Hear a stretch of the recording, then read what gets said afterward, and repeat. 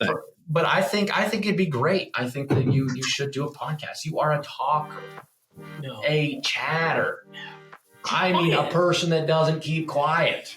Your podcast would be well.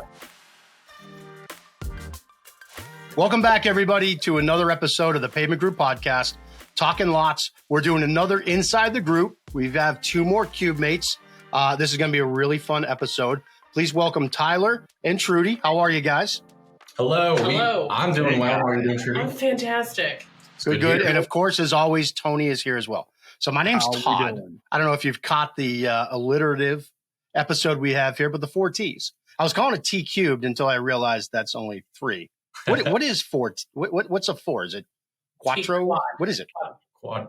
4 quad T. But there's the fourth power.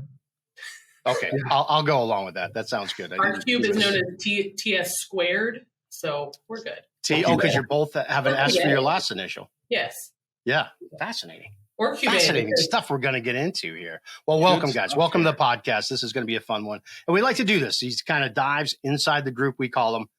Get to know the folks that work here and kind of what makes it fun. You know, what brought you here. We're going to talk a little bit about that. But let me start with Tony. How was your week, Tony? How you been?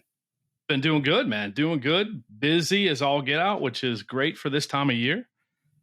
But looking forward to a Friday podcast. Like always. My favorite. I got to tell you, Tony, you look like a podcaster. Like you've got the light on you now. You got the microphone there. You're putting some product in your hair or something. I don't know what's going on there, but it looks great. Product is always there at 35,000 feet, Todd. Oh, right back to episode 7, the pilot. All right, so let's get into it. Trudi, did you catch the Jenna and Paige podcast that we did that came out earlier this week or last week? And they said to Tony, they think in a former life was a pilot, and like I've never seen anything more dead on. There's no way. I am not a goose nor a rooster in my former life. No, a rooster. Yeah, I don't think anybody said that. Oh, maybe no one said that. Is that because you get up early, or is that because you're well, you know what? We're going to move on. So Tyler, what did they have to say about you? What did Jenna and Paige think you were in a former life? Oh. Well, here's what I heard today, that I could be a cheerleader, the male cheerleader. Yes. I said, I didn't know I had to come here and claim my masculinity, but I am a man. No, but ultimately, they said I would be a gymnast and politician or teacher. I think it was a gymnast for sure, and I think it was something. It's like a teacher or something like that. Something like that. I can't remember. Yeah, I can't remember. Gymnast was they had me doing cartwheels in the office today. I'd like to expand what event, though, Tyler, because not only are you a gymnast, but you definitely do good on the pommel horse. Pommel horse or the rings where you're like, he's up there. Either way, I can see the rings. No, either way, both of them wear those tight pants that have the footies. And Tyler, you would look great walking around the office with them. I don't think they have footies in them, Tony. No, they do. I looked at them today, $55 on Amazon. Yeah. And I actually have some Google pommel horse pants. You do. Okay. Will you say that again, Trudi? Trudi, you have some what? I actually have slipper socks in my desk drawer. And I'm currently wearing them. Okay. She didn't know that. Guess what? They're not in your drawer. That's it. And how about you, Trudi? What did the girls think that you were going to, or you did in a former life? I forgot about this. This is one of my favorites. This is my favorite. The ringmaster at wrestling? A midget wrestling. Midget wrestling is what they told me. Specifically midget wrestling, I believe. There you go. Specifically is what they told me. I said what's that guy's name on WWF long time ago? I mean, like, I could be like Stone Cold's sidekick and like flash the beers and be like, let's go. I think so. You know? Yeah. I can see it. It's some junior high school gymnasium in the Midwest, just putting on the road show with the midget wrestling. Right. I love it, Trudi. I love it. Dude, if you opened up the midget wrestling with a pommel horse competition, dude. Oh, dude. So they got to get into the ring like off a pommel horse. Oh, God. And there's Trudi smashing the beers. I'm seeing this. And they just I'm there. Wrestle for a little bit. Wow. You guys are acting like this isn't actually reality currently. That's the problem. No, it's pretty much that goes on in Cuba. We're a very progressive business. We're open to anything. Yeah. Well, so you weren't really a wrestling manager, Trudi. What were you doing before you got to the Pavement Group? You've been here for 2 years? I've been here almost 3 years, but I've almost 3 years. Wow. Yeah, I've kind of been involved from the beginning because I was the banker. I was the business banker who opened the accounts for the Pavement Group when they first started. So I've known Brian since the get-go. Wow. Okay. What bank was that, Trudi? That was with PNC. Nice. All right. Shameless plug right there. Well, we're no longer with PNC, so okay. There you go. Great bank, though. They are a great bank. Good bank. So what made you come on over? What did you see at the Pavement Group that intrigued you, or just change, opportunity, something new, something I've never done, new challenge, the vision, the culture, the atmosphere, Yeah. Was it scary to make that leap? So you're working for a large bank, probably a pretty secure job. It's what you'd known for a while, to come to a company that was only a couple of years old and us knuckleheads just kind of getting going. Was that scary? No. So within the first year, Brian would come into the bank. He'd be like, "You ready to jump ship? You want to come? Let's go." Yeah. And I'm like, "You're still a little too new for me yet. Like, let's hang tight. Like, let's see where this goes." Okay. So, I had gotten to the point with the bank where I was kind of in a spot where there wasn't much room for progression at the moment. Right. And I knew that I was going to be there a while in the same spot. And I just needed a new challenge, something different.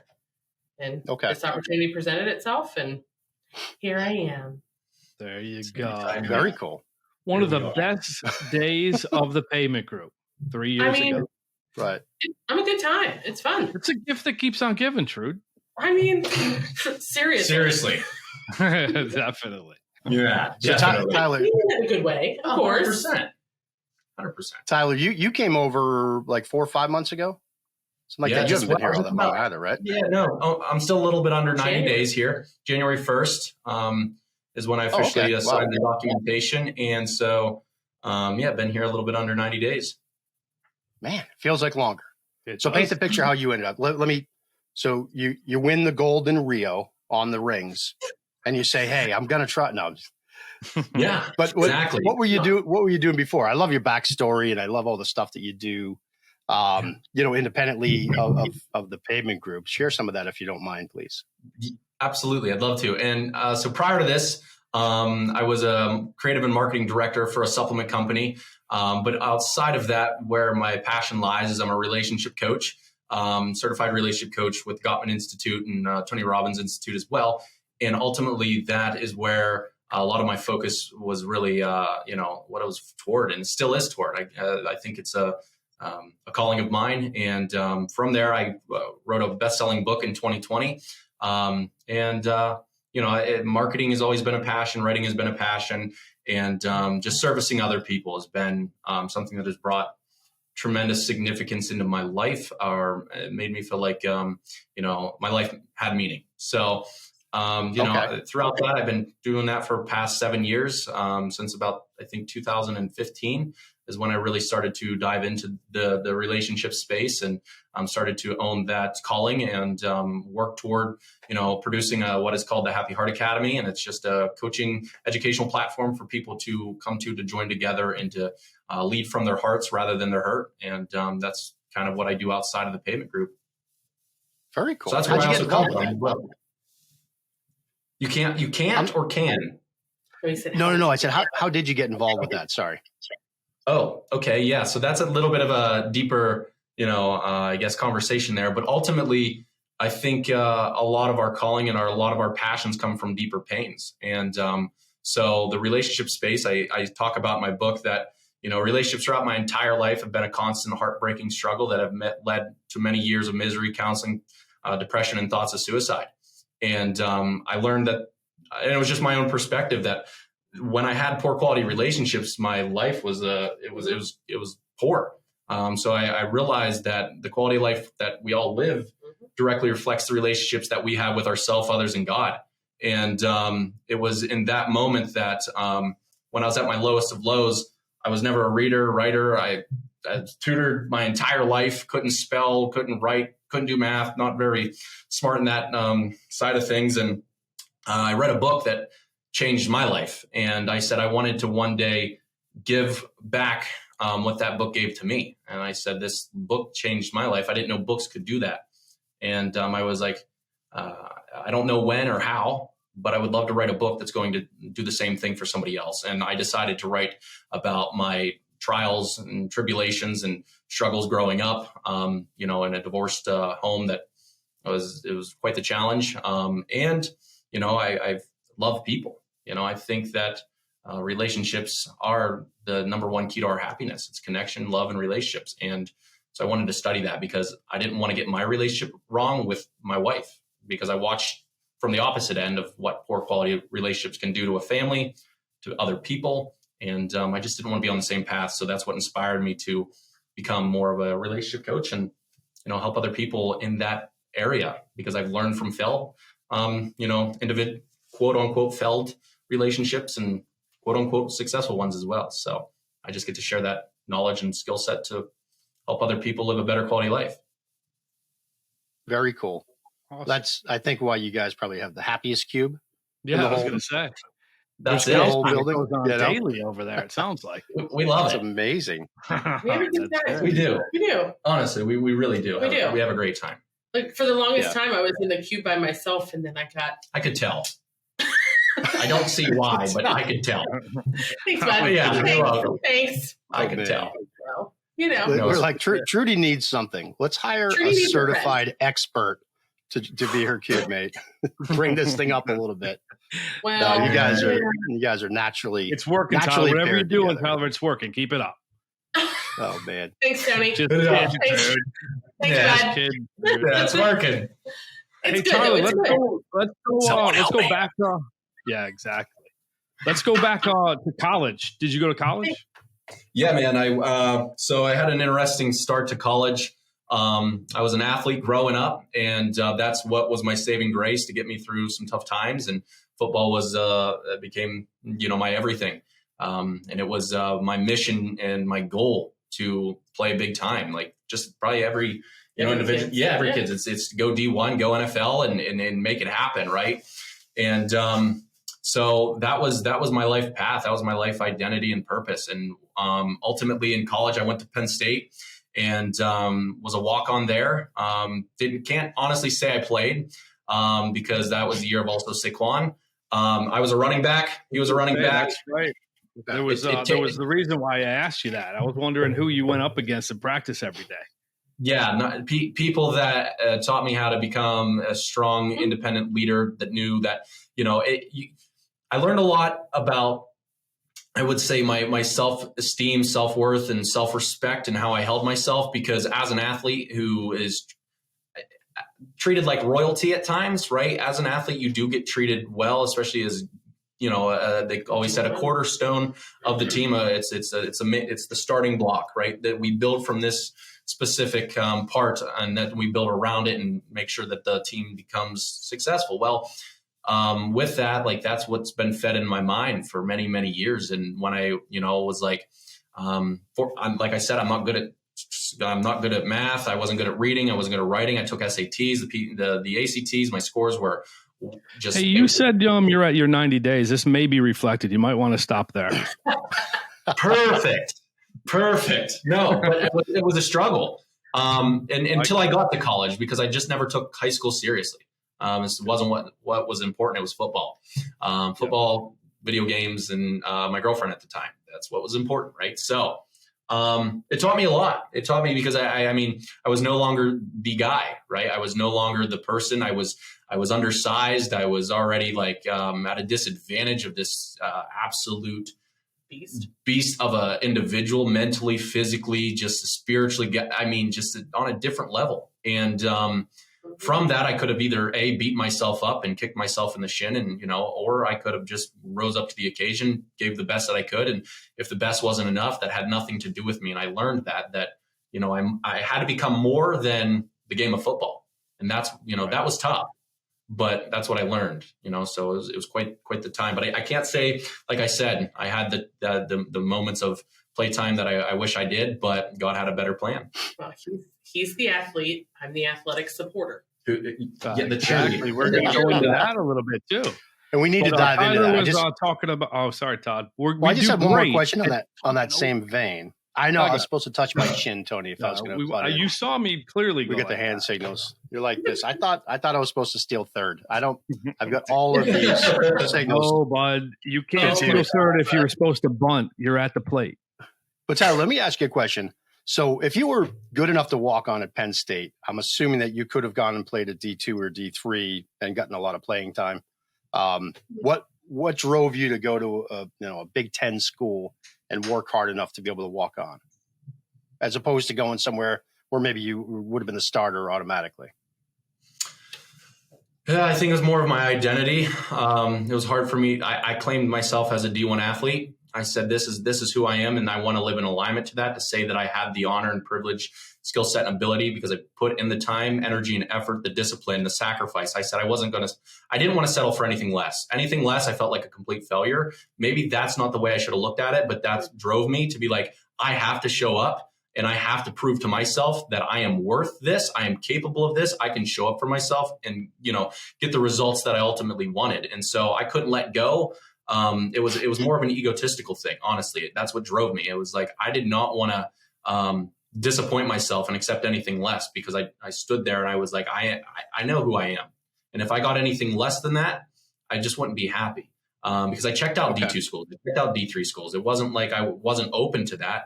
Honestly, I didn't know where I stood because of my grades. Not my grades, but the SAT scores. I just panicked. I wasn't a good test taker. So I think that's probably the reason why I chose to become a walk-on. And, I got some playing time, but not for the position that I wanted to be on. And that was a challenge, but I wasn't willing to let go of my dream and vision just because for some playing time. I think, which looking back, it might have been a better decision because I would have started. I would have played. I would have had a lot more playing time. A lot of good things could have came out of that. I could have probably, at least went to the draft. I was running a 4.340, and I had great numbers and stats. And I was only 5'10", squatting over 550 pounds. Like this, I was ready for it, right? But at the same time, God had a plan. I ended up hurting my Achilles anyway. That's what actually took me out after I hurt my Achilles. I was like, I don't know if I want to rebuild and try to start over and try to compete against someone who's just like a freak athlete. I just like, maybe it's time for me to drop, hang it up. And that was a hard decision. It still is to this very day. I had to give up my dream and let go of a part of myself that I never wanted to let go of. So that was tough, but ultimately that's why I stayed around and wanted to pursue D1. Yeah, I was going to throw it out there. The athlete he's talking about from Penn State is Saquon Barkley. So that is a beast of a man. So but kudos for you for walking on and jumping into that, man. That's a good story. Yeah. Thank you. I appreciate that. And then when it comes to SAT scores, I had the same problem. Like I had well over 100 in SAT scores, but I mean, you get 100 for putting your name on the paper, Tony. Well, maybe that's why I couldn't walk on anyway. Yeah. That's awesome. No, I mean, that was always a struggle, the testing, man. It was never an easy thing until I took college a little bit more seriously. And then once again, my grades, looking back, they're 3.9, 4.0s. But it was that mentality from football that I brought into my ability to work through college, as well as, actually do my studies. And I realized that I had to do what I had to do. I always had to do it the hard way. Nothing seemed to come easy. So it's always, I'm always like, I'm good under it. It built a character that good under pressure. Good under pressure. Yeah, it's like I'm used to the challenge. The underdog. So worked out. It's all good. Very cool. So Trudi, sports is a very big part of your life as well at home. Oh yeah, you're pretty busy and active with all that. Oh yeah, I have two boys. What's coming up? You're into lax season? We're into lacrosse season. So my younger son, Jake, he's played for about 6 years, and he also plays a travel league. And this year, my older son, who's a senior in high school, who has never played lacrosse ever, decided he wanted to play lacrosse. So he is playing high school lacrosse for it's his senior year. We're like, go for it, have at it. He's not playing goalie, is he? No, and you would think he would because he's 6'2", 270. Yeah, he's but no. But he's yeah, a little bit. But he's actually going to be their face-off guy.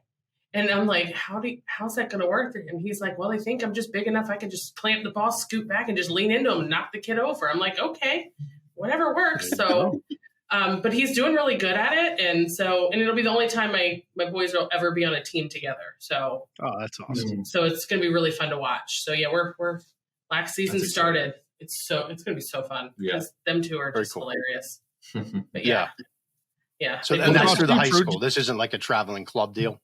No, this is high school. This is just high school. Okay. But my younger son does play travel. So in the summer, we travel with him to play. So he plays some really top-rated teams throughout the nation. So that's pretty wild. What a business it is. Oh. The traveling sports and the club sports, what it's grown into. And it's cool. I'm all for it. My daughter plays club volleyball and we travel a bit for it. Mm-hmm. And it's a short time in your life. So really we've kind of dialed into it. It was the same thing when my son swam. You get to know these other families and you're traveling together all the time. But man, it's expensive. Oh. It adds up after a little bit. Yeah. And the only issue I do have with it is sort of that promise. Like, Tyler, you're talking about, you're sort of self-made. I feel like you just had that drive inside of you to become an elite athlete.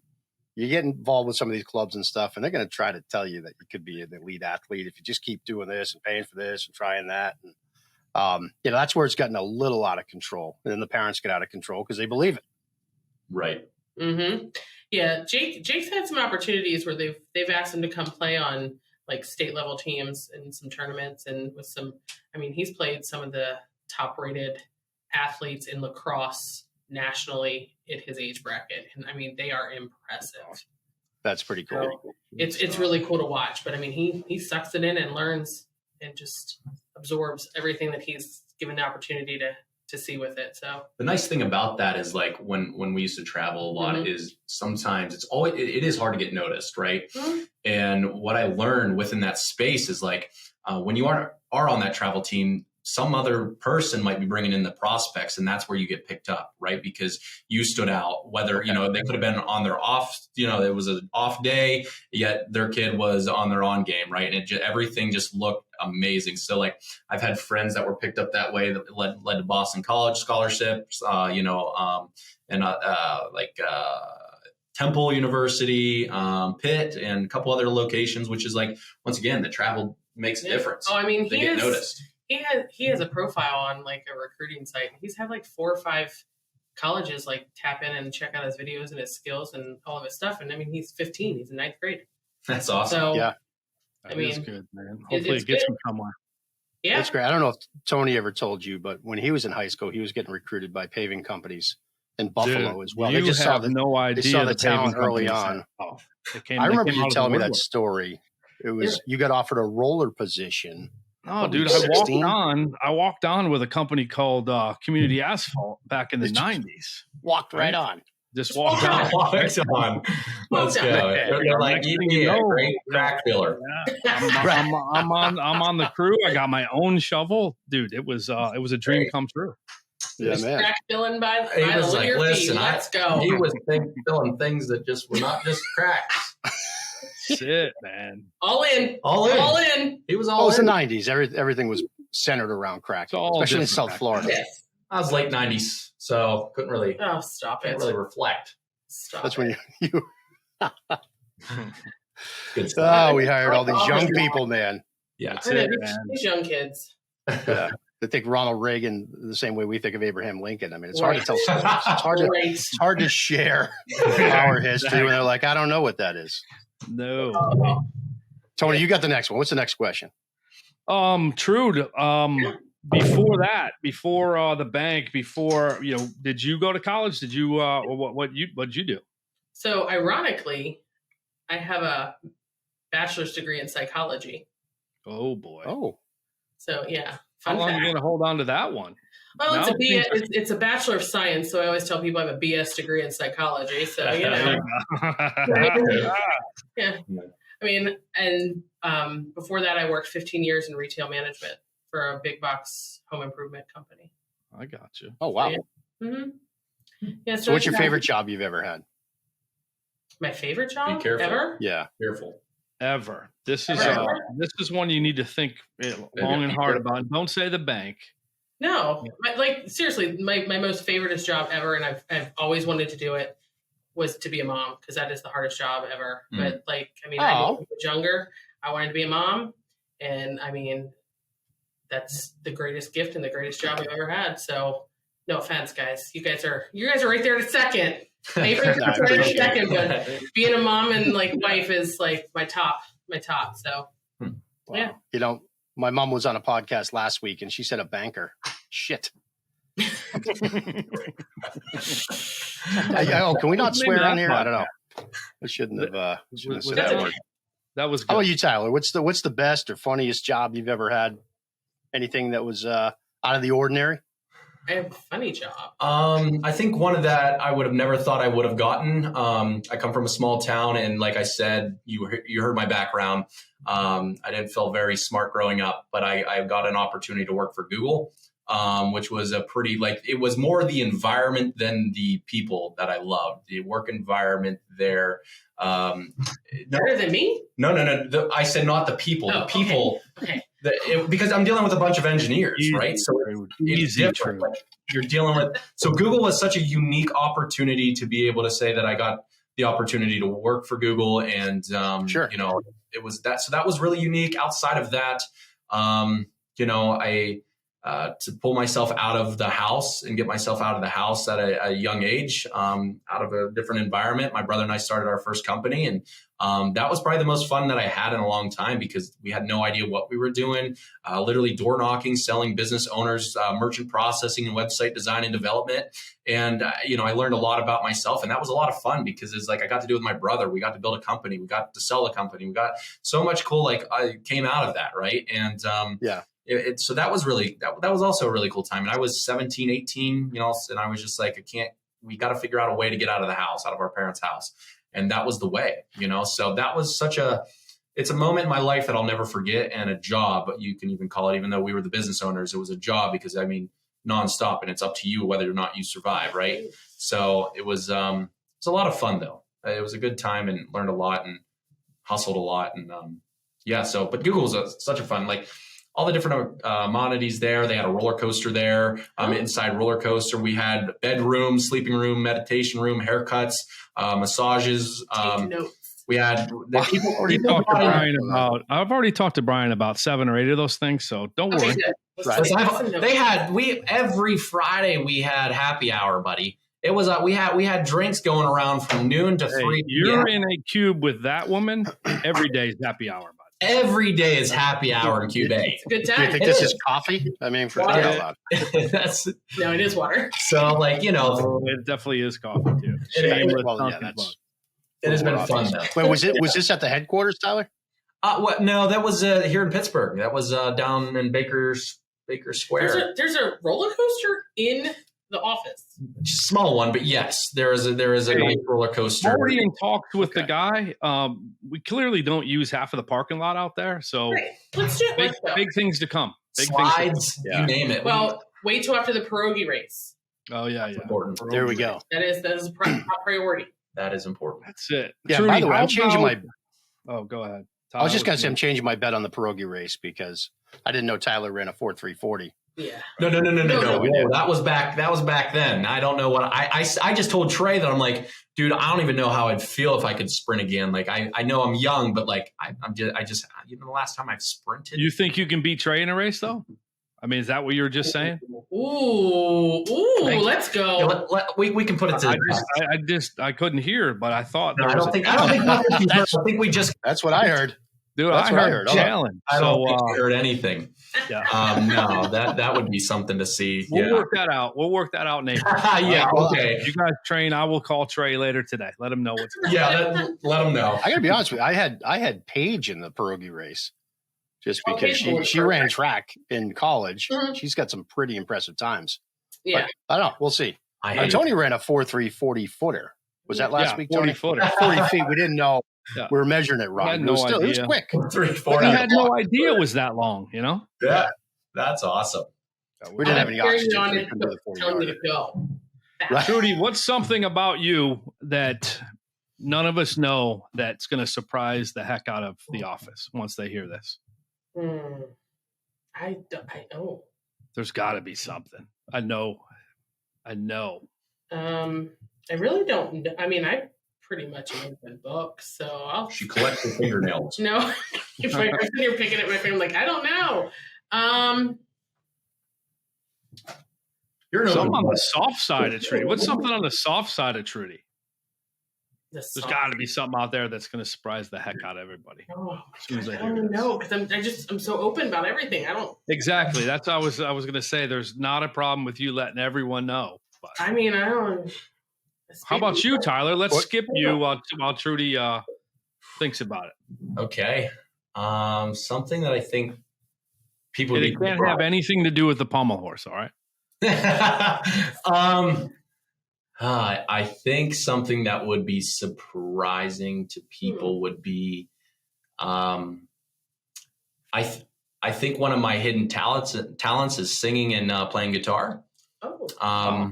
I think that when you lose that sprint with Trey, that's what you're going to have to do. You have to sing him a song while playing. I can't have confidence to sing in front of people all the time, so I don't know if that's going to happen. But I don't plan on losing. Listen, I don't go into something where I wouldn't place a bet on on a task if I thought I was going to lose. So if I have to start training tonight because this is going down, my butt is going to be training tonight. I'm not losing. I already texted him, and you should see what he's saying about you. Trash talking has begun. On the singing and guitar playing, though, how many people have you played in front of? What's the most amount of people you've played in front of? Probably like 15, maybe. Just family settings, nothing like. Yeah, sure. It's not something I travel a lot. It's singing and guitar playing. Like I literally come from a place where my mom was on our porch playing the spoons. My grandfather's playing guitar. My dad's playing guitar. The whole entire place is singing, and so it's like a very musical background. And I just wanted to pick that up because I've always been around it, and so like that has been a way for me to tune into a different side of myself and to write song and music and sing. And, that's something I don't usually share often and most people don't know about me, but it's something that I've always practiced and try to continue to get better at. Awesome. For when my day comes to sing the national anthem. There you go. Nice. Where would that be? If you could sing it anywhere, where would it be? Probably at a whiteout game at Penn State. So fun. Yeah. That would be good. Fun.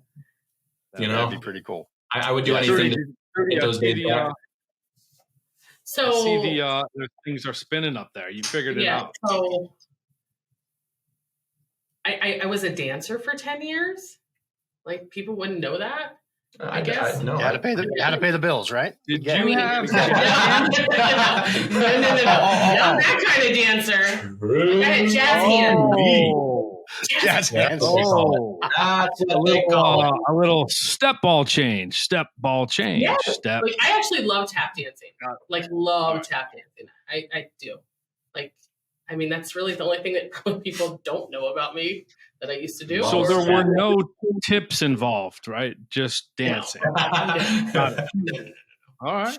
Perfect. Sorry. That's all right. Oh boy, Tony. We always end up in the gutter at some point in the show. Yeah, sorry, just the way it kind of goes. All right, so we're coming to the end here. One more question for you both, and this is becoming like our stock question. It's kind of loaded, but it allows you to share something about yourself. What is one question? And I'll start with you, Trudi. What's one question you wish we had asked you? Putting you on the spot, I know. Oh, I don't really know, but so we can do this like we just did a second ago. Tyler, would you like to take this opportunity? Sorry, bud. True. All right, bud. Sorry, bud. Hey, bud. All right, bud. Here we are. All right, bud. I think a question that would be, I would like people to ask more of is, I think it would have to do something with and this is just like coming from, I guess, a heart-centered place. It's like, what makes you feel like you matter the most? Why? I wish more people would care about people. I'm not saying that this company doesn't, because that's why I love TPG. I mean, the family that I have here is different. It is, I mean, friendship, it's family, it's honesty, vulnerability, it's realness. It is, it is family. And, but I wish more people would ask, like, what matters most to you, and how can I contribute to helping you to fulfill that, need. Yeah. Because we all have needs, and not everybody gets to fulfill those needs, and a lot of people. So it'd be something in that regards, I wish people would ask me a lot more, like, how can I help you to feel like you matter more, or something like that, or even a question like this, what are you most grateful for? Yeah, that's a good question to sit down with, because it's like, we're so busy, like Todd, Tony, what are you two grateful for? Do we have to answer now? Yeah, I'd love to hear it. Go first. I'd love to hear it. Tony, you got to go first. Dude, I'm just grateful. I'm grateful for the team that we have. I mean, I've said that time and time again. Yeah. Grateful for Todd, everything he brings to the table, and everybody else that sits inside that room. I mean, it's a little cheesy and a little cliche, but we've definitely got one of the best teams out there. Yeah. And you guys are a great part of it. So that's my deal. And what I love about that, real quick, is that while you express that, all the worries that were once there were gone for that couple of split seconds. Those moments, you got to tune in to something that genuinely that you were happy about, right? And not a lot of people have that intention to be able to do that. So I think that's always a powerful question. So Todd, what are you most grateful for today? Today. Any day. Most days it's a little deeper. Today was lunch. Like, lunch was really good. Lunch, Todd. Don't get on me about lunch. I was told it was being delivered. You didn't order it. I don't know what to tell you. So this is what happened today. So Cubmate says, "Hey Tyler," I said, "What?" She's like, "This was yesterday." She's like, "Don't worry about packing a lunch tomorrow. We got Chick-fil-A coming in." Because a contractor was sending us Chick-fil-A. So I was like, okay. Yeah. And then Trudi like, this morning I get a text. Sorry, bud. I said, Trudi. This morning I get a text that the contractor dropped the ball. They couldn't get it ordered in time. It wasn't going to be here. It was good. And it's coming Monday. I got the confirmation it's coming Monday. So. It was just funny that you brought up lunch. I was like, continue not to bring your lunch, Tyler. Everything will be fine. Worst case scenario. I get you fruit snacks. I keep fruit snacks. Do you realize I keep fruit snacks in my drawer for everyone here? Yeah, she's a mom. Of course. I have everything that you can need. I'm the mom. You are the caretaker of the office. For sure. I am. You and Jackie. You guys do a great job. Yes. But I want to still continue on with that question just for a moment. What are you grateful for, Todd? Lunch. I know. Yeah, well, it's a great question. And I definitely practice and think a lot about gratitude. And I think it's because of our life experiences, right? A lot of what you were touching on, why you became the person you are, is because of sort of where you came from or what you've experienced in your life. And, my childhood was great. My family's great. I didn't have a lot of, a lot of problems with that with my home life or anything like that. But I was a terrible student. I didn't know what I was going to do, deep into my 20s until really I met my wife and kind of got things a little more on track. Worked for a company for a number of years. That really fell apart after my best friend who owned the company passed away. Horrible disease. And so all of that has kind of brought me to where I am right now. And I can, look back and be like, geez, things got screwed up. I went off the rails. I had to do this. Or I can look and go, man, that was a friggin' incredible journey. I had a lot of great experiences and now I get to do this. And this is incredible. It truly is. We say that. And our marketing shows that, but we could all be full of crap. We could be and be like, it's the greatest company in the world. It just the collection of people that we have here and the life experiences we brought together here. Like there's nothing I've ever experienced like this before. And I've worked with wonderful people. I have the best friends. I have a wonderful family. I'm very blessed in that respect. But this is really special. It really is. So that's what I'm grateful for without question. So I'm getting a little teared up over here, Tyler. There we go. All right. So what is one question that you should have asked me or wish you would have asked me? Yeah, you wish we had asked. Yeah. I wish you would have asked me what I want to do when I grow up. Okay. That's good. What is it? And with that said, great having you guys. I want to know. I do too. What do you want to be when you grow up, Trudi? I'm still trying to figure it out. I mean, no, I'm just joking. I mean, I don't know. I think I just want to be a good person. You want to be a grandma? No. Oh, no. Oh, yeah. I'm not saying tomorrow, but I'm saying like, you always want to be a mom. You've been a great mom. Yeah. Imagine what a great grandmother you're going to be. Oh no, exactly. I want to be. I'll be a fun grandma for sure. But and a great grandma. And a great. Let's not like count the chickens before they hatch. No, we count. Come on, we multiply. We ain't here to do addition. Can you imagine like multiples of me running around? Hello. No, one Trudy is fine. One's good here for now. Yes, but we may have an opening later. We'll let you know. My older son is my mini me, legit. So I mean, I don't know. I think I just want to be a good person. You know what I mean? I just want people to be good people and be honest and be heartfelt and be real with themselves. You know what I mean? Yeah. I just want to be a good person that does good things in this world and not a complete jackass. Nice. That too. You know? Well said. Imagine though, like if just everybody followed that simple credo, like you don't even have to dive into the Bible and all that to live your life. Just don't be an asshole. Like just start there. Right. And if everybody could just live to that simple standard, what an amazing world this would be. Right. You know? Yeah, that would be well said, Trudi. Well said. Yep. Got it. So Tyler, you have a podcast. Yeah, I do. I mean, we're competing on the charts right now, but I'm going to let you plug it anyhow. Oh, really? Thank you. I appreciate it. Please. Yeah, it's please let both our listeners know what they can expect. Yeah, so it's called the Happy Heart Academy, and it's where I help people live more joyfully from their heart rather than their hurt, so that they can move on and create breakthroughs and become heart-driven leaders. That show came out about a year ago, almost 100 episodes in, and it just reached over 6.3 thousand monthly active listeners.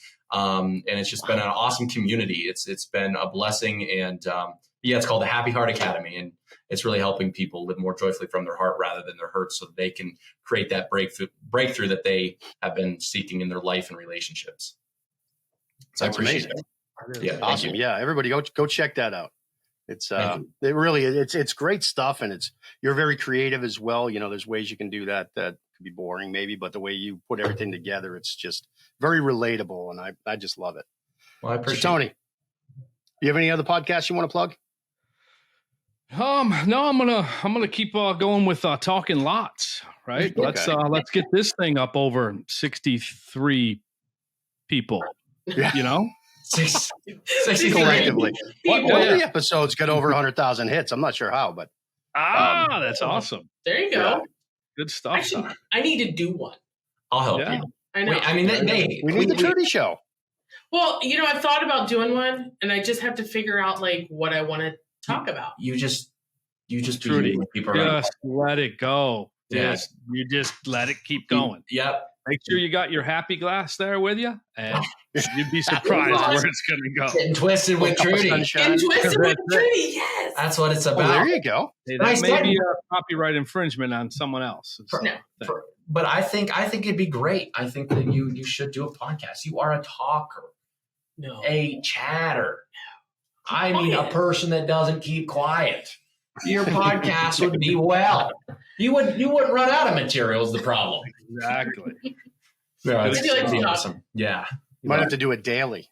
There is a lot up there in that noggin, Trudi, that you got to just let out. The world needs to hear it. For sure. And he is not fearful to share it in Cubmates. No. I've been here for under 90 days, and I know Trudi. It's the gift that keeps on giving. That's awesome. We love it. We love it. It keeps on giving. It's a different family. For sure. Awesome. All good. Well, thank you guys so much on the Quattro T podcast, inside the group, Talking Lots Pavement Group podcast. Trudi and Tyler, you guys were great guests as we expected. So thank you so much. And thank you, everybody, for listening again. And we'll be back next week with a new episode. Take care, everybody. Todd. Oh, Tony, sorry. Todd, I had something to close. Dude, I nailed my first outro, and you got to stop all over it. Wait a minute. All over it. Go ahead, Tony. What do you got? But it was an absolute pleasure from our Florida and Boston-based flight crew to have you, Trudi and Tyler, on this podcast. Bring that back.